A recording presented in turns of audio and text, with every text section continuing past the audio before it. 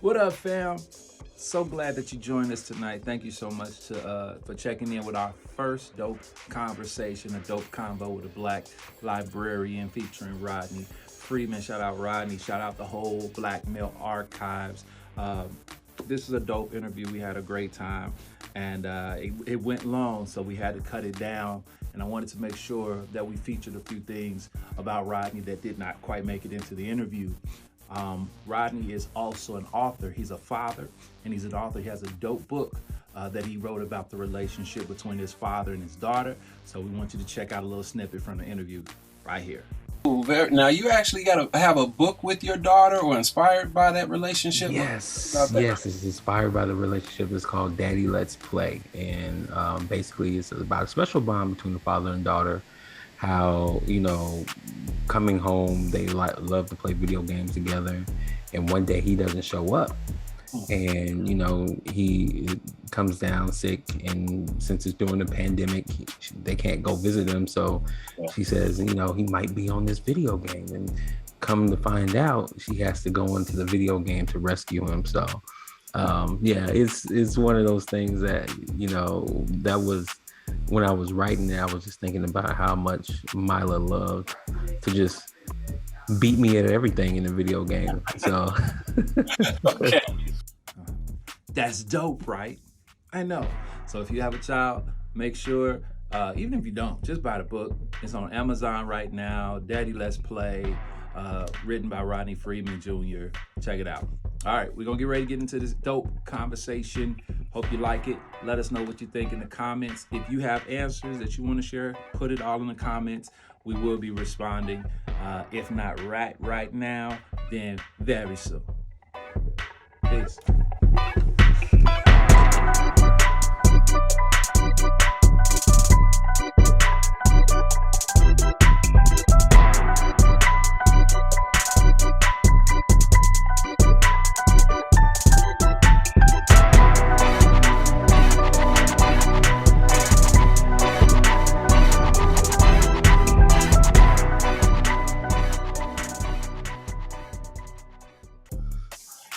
Yo, what's going on, everyone? This is Anthony from Equally Clothed. I am Black History, and I'm excited right now. I'm here with a good friend of mine that we go back to HF, Homewood Flossmoor, alumni. I'm not going to tell you when we graduated, but we graduated. That's all that matters. He's a father, a brother, a son, a librarian, a self-proclaimed nerd, and hip-hop extraordinaire, and of course, a Black man. I want y'all to put your hands together for my friend Rodney Freeman. Rodney. Hey, thank you, man. Thank you so much for having me on your podcast, man. How did you go from hip-hop extraordinaire to librarian to what you're doing now with the Black Male Archives? And then tell us a little bit about that. So the hip-hop thing had always been with me. I remember listening to hip-hop late at night when Pink House came on way back in the 90s. You had to stay up late and listen to the mixes. Mm-hmm. The librarianship, I fell into that, and I always loved information and providing information and knowing how to access it. I actually became an administrator at the Chicago Public Library, and I ran through some hard times there, some challenges dealing with, or people dealing with me, just the perception of me and who they thought I was as a Black man. So that encouraged me heavily to want to show Black men in a positive light.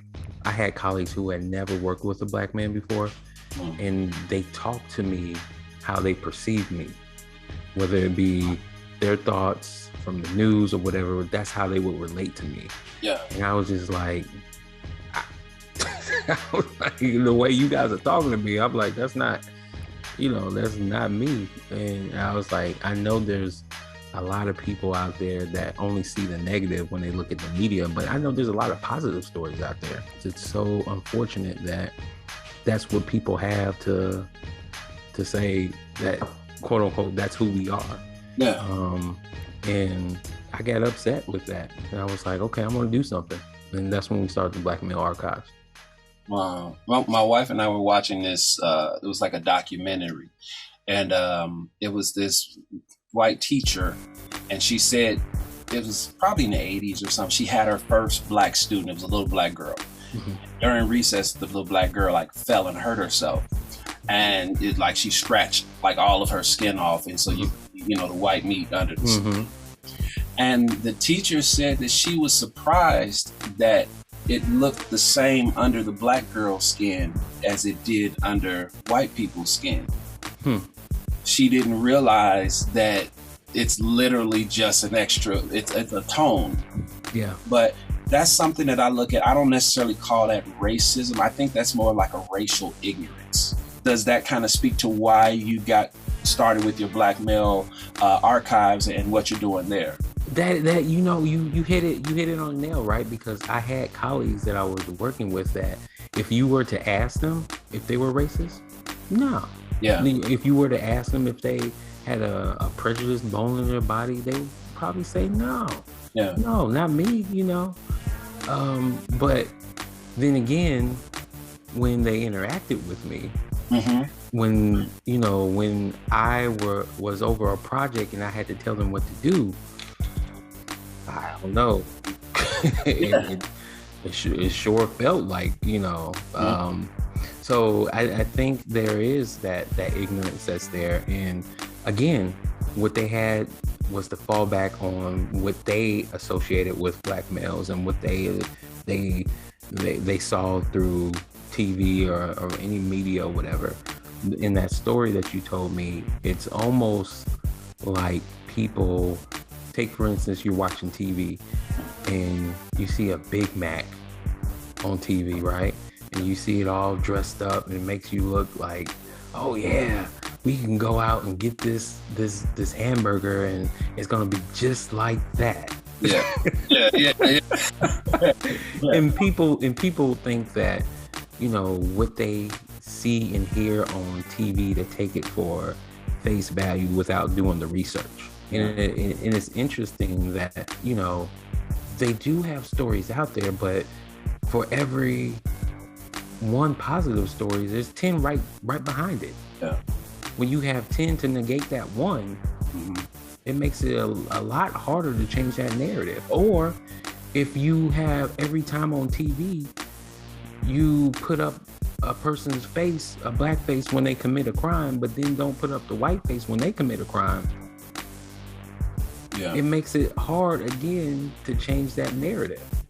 It almost seems like there's an agenda to perpetuate this stigma of African Americans and to develop this reputation in other people's eyes and in our own eyes. Yeah. Why do you think that is? Do you think it's an agenda? Do you think it's just what's going on? What do you think? You know, I hate to say that it's an agenda. I would love to paint it as one. And what I mean by that is that everything adds up to mean that it is an agenda. And I mean, when you look at it, right? Because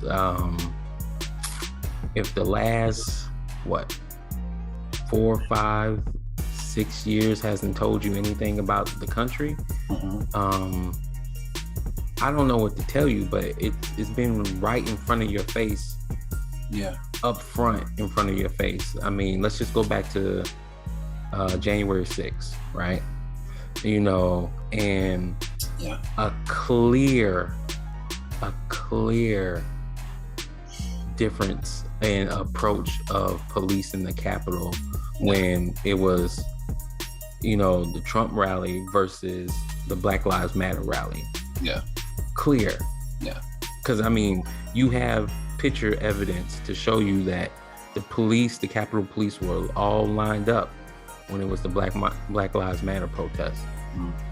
And then you have the pictures to show you that the Capitol Police didn't know what to do when it was a Trump protest. Yeah. Or rally or riot or whatever you want to call it. But it's like two different Americas, right? Yeah. And in the past 5 or 6 years have shown me over and over again that yes, we do live in that. And I think so the media, I feel like in a certain sense, is trying to show that it's two different Americas. So in one America, Black people do this. And in other America, Black people do this. Do you think that by sharing these stories that the Black Male Archives is sharing, do you think that will help to change this narrative? Man, I so much hope so. I mean, that's the reason why I'm doing this. And I mean, I really hope and I feel like the work that I'm doing will have an effect. Because I remember growing up in Chicago, looking at the news and seeing, you know, Black elected officials and people in certain positions. But when I got older and got to college and high school, there was some people who never saw that. There should be no excuse that they can't find stories about positive Black males and Black women. No excuse. And I'm going to make sure that there's not. How can I cut through the noise of these images to impact my children or the children of people that are around me? What can I do? Promoting, you know, Black narratives like you're doing now. Also with your children, buying books and media that have, you know, Black people in them so they can see it. You know, I think that's very powerful. One of the things as a librarian that I found out that, you know, while there's more of a push for Black characters and Black stories in children's books, it's still a long way to go, you know. And some of the library systems that I worked in, they might have had a couple of children's books that had Black characters in it. But I mean, come on now, there's a lot more out there. It's just what we're selecting and putting into the library. So again, I think supporting those Black authors and being able to provide that material to your kids, and then the platform using your voice to talk about this and to promote and support, you know, Black narratives. So beautifully said, man. Beautifully said. I'm a fan of the Black Male Archives. Once I saw the page the first time, I was like, subscribe. I'm in. Appreciate it. If I haven't subscribed yet, what am I missing out on, and why should I subscribe? So one of the things that we just did was launch a database. We've launched a database where you actually can go and find the new stories, the new citations.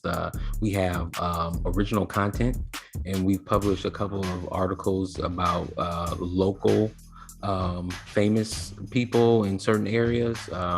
We also have done, we have photographs that's in the database. Again, we have a podcast that we continue to just promote people's work in their organizations. What else we're doing? We're also trying to produce, we have a sister platform called Powerful Women of Color, which we do the same thing, but we just do with women of color everywhere. Nice. And then we're also going to be doing another database called Reminisce Historian, where we're trying to have people we want to talk to people about being content owners and being able to take ownership of their own content and actually get paid for their own content. One of the things that I learned about being in the library profession, and I'm not going to knock institutions that do this, but you know, I've seen several times over and over again where people will turn over photographs and documents and old historical stuff that's gems, and they'll give it over to institutions, and then the institution will take that material and go write a $50,000, $200,000 grant. And the money goes to the institution, but nothing goes back to the people who provided that information to them. So we're encouraging people to become their own content owners instead of just giving that stuff away. Get paid for it, you know. And you know, it depends on what it is. It might be something small, but it can grow over time, you know. But that's what we're doing. Oh man, last question. I appreciate your time. Tell me, why is Black history important to you? Black history is important to me because it's me, right? It's me, it's my family. It's the history that has given me this place to talk about what I love the most, and that's, you know, talking about people's stories. a way for me to stay connected to my past, my family's past, but most importantly too, I can connect my daughter to, you know, showing that, you know, hey, you do have a history, you do come from somewhere, and you have abundant a number of opportunities going forward, you know, because of your history. So Black history is something that is done every day, you know, and in the Black Male Archives, we're trying to show people that, hey, it continues to happen, and hear the stories for that. Dope, man, dope. I man, we appreciate this time, man. This has been a blast. Where can people find you, follow you, find the Black Male Archives, follow that, all of that? Yeah, awesome. So we're on Facebook, the Black Male Archives. We have a website called theblackmalearchives.com. We're also on Twitter, Instagram, LinkedIn. We have Powerful Women of Color, and that's on Instagram and Facebook. And we have our database that we're going to be launching the straight to customers in November. Right now, we launched the B2B side, trying to get libraries and schools and universities to sign on. But in November, we'll be launching the straight to customers subscription, so they can come on, sign on, $25 a month, and purchase a subscription for a year. So, man, very, very cool. Very cool. Well, congratulations to you, brother. Congratulations on your success, your beautiful family, and salute to you for your contribution. You are truly making Black history right now, and we thank you for it, man. Man, thank you. And thank you so much for having me on your platform, man. I appreciate this, and just anything I can do to help you out. Thank you. No problem. Thanks everyone for watching. Listen, if you are making Black history or you know someone who is, make sure you hit us up, send us an inbox, send us a message. We want to talk to you, get your story, let the people know. Till then, peace.